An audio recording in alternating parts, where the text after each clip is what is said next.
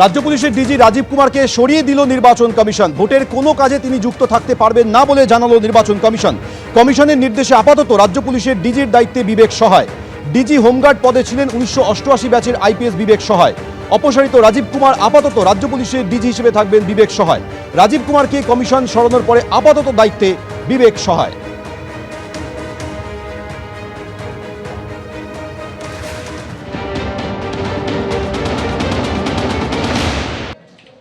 BJP নির্বাচন কমিশনটাকে দখল করার চেষ্টা করেছে। তাদের নিজেদের যে কর্মসূচি সেটা ইলেকশন কমিশন দিয়ে প্রতিফলনের চেষ্টা করছে।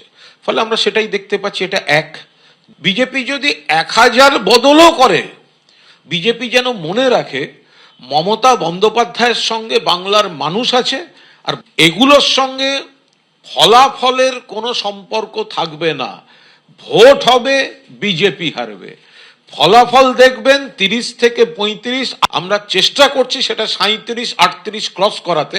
আমরা 42-এর জন্য এগোচ্ছি। ওরা এই সরকারি কোন পদে কে আছে, কে রাজ্য থেকে কোন গদ্দার কি লিস্ট পাঠালো, ওরা ওই নিয়ে ব্যস্ত থাকুক। আমরা মানুষের কাছে যাব, ভোট জিতে আসবো।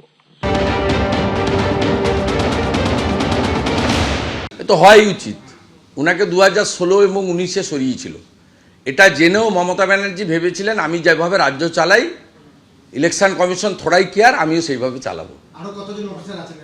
আমরা আমাদের অভিযোগ জানাবো এবং ভাইলেশন করে অফিসার তো অনেককেই দেখেছেন।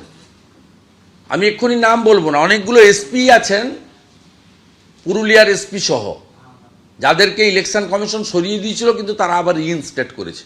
আমি দাবি করব ইলেকশন কমিশনকে এদেরকে আপাতত যারা আইএস আইপিএস তাদেরকে অন্য রাজ্যে পাঠিয়ে দেন, বাংলাতে পাঠাবেন না। এদের মমতা ব্যানার্জি আড়ালে থেকে কিন্তু পরিচালনা করবে এবং সবাইকে ধমকাবে 2 মাস পর তো আমি আসব। যদি সত্যিকারে নিরপেক্ষ নির্বাচন করতে হয় এবং এদেরকে প্রভাব এবং হস্তক্ষেপ থেকে দূরে সরিয়ে রাখতে হয়। ভারতীয় জনতা পার্টি এই দেশে আর কোনো স্বশাসিত সংস্থাকেই নিরপেক্ষভাবে কাজ করতে দেয় না। এই ঘটনা প্রমাণ করে দিল ইলেকশন কমিশনের ওপর তাদের প্রভাব কতটা, তারা কতটা তাদেরকে অঙ্গুলি হেলনে পরিচালিত করছে। একটা কথা পরিষ্কার জেনে নেওয়া দরকার, তারা বাংলাকে বঞ্চিত করেছে, তারা বাংলার কর্মকাণ্ডকে ব্যাঘাত ঘটাতে চাইছে। কিন্তু একজন অফিসার কেন, তারা যদি 100 জন অফিসারকেও বদলি করে দেয়, 100 জন অফিসারের বিরুদ্ধেও পদক্ষেপ নেয়, তাতে বাংলার মানুষের মনের পরিবর্তন হবে না। বাংলার মানুষ এই বাংলা বিদ্বেষী, বাঙালি বিদ্বেষী, বাংলাকে বঞ্চনাকারী ভারতীয় জনতা পার্টিকে মন থেকে বর্জন করে দিয়েছে। তার প্রতিফলনই আগামী নির্বাচনে ব্যালট বক্সের মধ্যে দিয়ে দেখা যাবে। এর আগে আমরা দেখেছি সারদা কাণ্ডে উনি অভিযুক্ত ছিলেন, ওনাকে সিবিআই ধরতে গেছিল, তখন তিনি বেশ কিছুদিন উনি পলাতক থাকেন, খুঁজে পাওয়া যাচ্ছিল না সিপি কোথায়।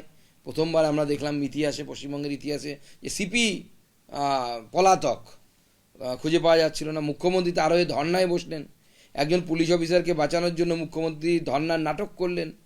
অতএব উনি প্রথম থেকেই তো বোঝা যাচ্ছিল যে পার্শিয়াল। এরকম পার্শিয়াল কোনো লোককে রেখে, পদে রেখে, সেখানে নির্বিঘ্নে ভোট হতে পারে না, কোনো ইম্পার্শিয়াল ভোট হতে পারে না, ফ্রি অ্যান্ড ফেয়ার ভোট হতে পারে না। নির্বাচন কমিশন সঠিক সিদ্ধান্ত নিয়েছে। কিন্তু প্রশ্ন হচ্ছে, এরকম বহু রাজীব কুমার জেলায় জেলায় আছে, ছোট ছোট রাজীব কুমার। এই ছোট ছোট রাজীব কুমারগুলোকেও সরাতে হবে যদি নির্বিঘ্নে ভোট করাতে হয়। তো শুধু রাজীব কুমারকে সরিয়ে দিয়ে পশ্চিমবঙ্গের সামগ্রিক আইন শৃঙ্খলার পরিস্থিতির পরিবর্তন হয়ে যাবে এটা মনে করার কোনো কারণ নেই। একদম নিচুতলা পর্যন্ত তৃণমূল কংগ্রেস তাদের নিজস্ব পরিচিত পেটোয়া অফিসারদের বসিয়ে ফেলেছে।